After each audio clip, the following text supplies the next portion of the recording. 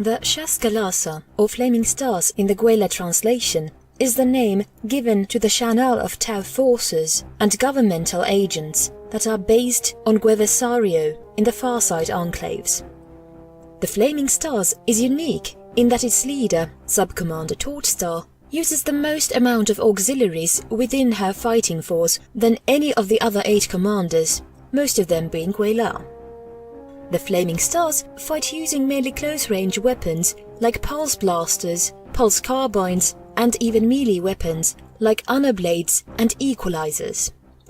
They modeled their fighting style on their sub-commander, who taught them, like Farsight taught her, that they should not fear close combat, and instead embrace and utilize it as much as possible.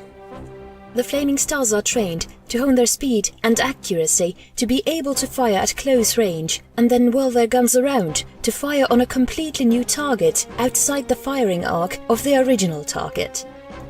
Flaming Stars utilize units like Crude melee packs, Pathfinder strike teams, and Breacher teams, usually made up of both Tau and gue'vesa almost exclusively, knowing that being closer to your enemy means it is a lot easier to kill them.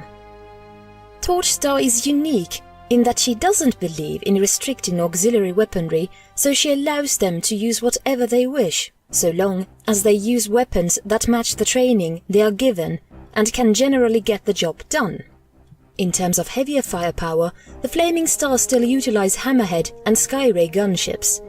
However, they are more well known for favoring their light vehicles, such as the Tetra, the Piranha skimmers, and the most used of all being the Devilfish, to transport troops around the battlefield. The Flaming Stars still use bigger battlesuits, such as Riptides and Storm Surges, but these occasions are rare.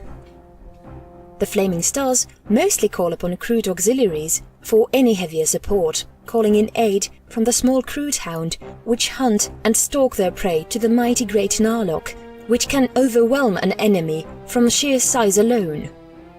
While their supports might seem out of place for such a well-organized and managed close combat fighting force, the Flaming Stars are happy to accept the aid of such devastating and brutal close-quarters combatants. Torchstar formed the Flaming Stars once the 8 began to delegate command over the various aspects of the Enclave's military. She set up her base of operations on gue'vesario after agreeing, though some say requesting, since she seemed to have a natural attraction towards the potential close-up fighting style that auxiliaries could provide to the Enclave, to be placed in direct command and responsibility for all the Tau auxiliaries under the Farsight enclaves.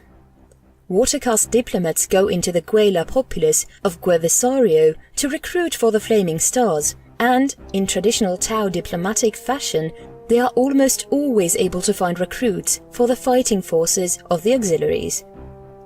The Flaming Stars fight with skill and precision of a well-trained and well-drilled unit, but they also enjoy to fight for the fun of the fight and the thrill of the battlefield.